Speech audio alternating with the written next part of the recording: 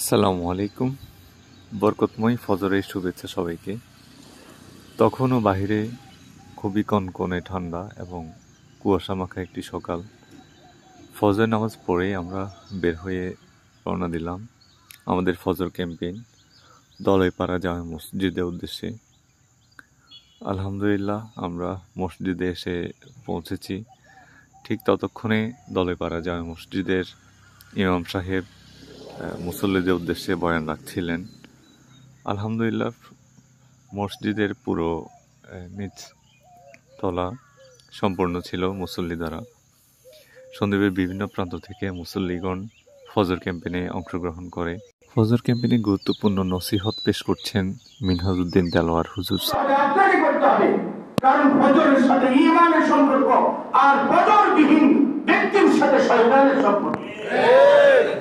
আল্লাহর হাবিব সাল্লাল্লাহু আলাইহি ওয়াসাল্লাম হাদিসে পাকে ইরশাদ করেন, আন সালমান রাদিয়াল্লাহু তাআলা আনহু قال قال رسول الله صلى الله عليه وسلم من غدا الى صلاه الصبح غدا بنية ঈমান। আল্লাহর হাবিব সাল্লাল্লাহু আলাইহি ওয়াসাল্লাম বলেন, ও আমার উম্মতের নরনারী শোনো, যেই ব্যক্তি ফজরের নামাজের মাধ্যমে তার সকালকে শুরু করছে সে যেন ঈমানের জানলা নিয়ে তার দিনকে শুরু করলো।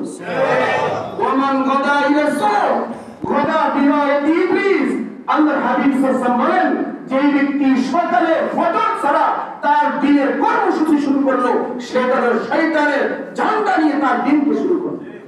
এটা প্রস্তাব আপনি দেখেন, আমাদের দিনের কার্যক্রমে কোনো বরকত নেই, কোনো কল্যাণ নেই।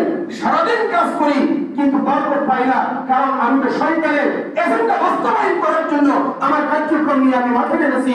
আমি তো আল্লাহর রহমতের ঈমানের আমি ঝান্ডা নিয়ে আমার দিনের কাজকে শুরু করতে পারি। এজন্য দোস্ত, ফজর গুরুত্বপূর্ণ একটা নামাজ। যেই নামাজের প্রস্তুতির জন্য আজকে একটা যুবক দাঁড়িয়ে গেছে, আল্লাহ তাআলা এই যুবকদের ব্যাপারে হাদিসে পাকে ইরশাদ করেছেন। হযরত আবু হুরায়রা রাদিয়াল্লাহু তাআলা আনহু বর্ণনা করেন, কাল কিয়ামতের ময়দানে কোনো ছায়া থাকবে না, কোনো আশ্রয় থাকবে না। মানুষ চিৎকার করবে, হাহাকার করবে, গরম উত্তপ্ত, সেখানে নিচে তালা থাকবে, উপরে রৌদ্র থাকবে, কেউ কোনো শান্তির কোনো ব্যবস্থাপনা থাকবে না। ওখানে বিশেষ 7 শ্রেণীর মানুষকে আল্লাহ তাআলা আরশ আযমের মধ্যে ছায়া দান করবেন। সেই ছায়া ওই 7 শ্রেণীর এক শ্রেণীর মানুষ হলো ওই যুবক, যেই যুবক যৌবনে সে তার রবকে খুশি করার জন্য রবের গোলামি করে, রবের ইবাদত করে, সেই যুবককে আল্লাহ তাআলা স্থান দিবেন।